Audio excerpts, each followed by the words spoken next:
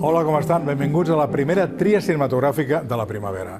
I si es pregunten on som, som a la sala d'exposicions de la Filmoteca de la Generalitat, dedicada aquests dies a un cineasta polifacètic, justament conegut com pertorbador de consciències. Antoni Pedrós, nascut a Terrassa el 1937. Sintetitzem la seva obra, pintura a finals dels anys 60, que va arribar fins i tot a la Bienal de São Paulo 1967. Curts experimentals en format de 8 o 16 mil·límetres, algun tan escandalós com Lockout. Un llargmetratge de gairebé 4 hores vist en petit comitè com va ser Shirley Temple Story, sense pensar mai en la censura. I finalment, una producció de caràcter molt més professional, Una dona al meu jardí, codirigida amb Octavi Martí.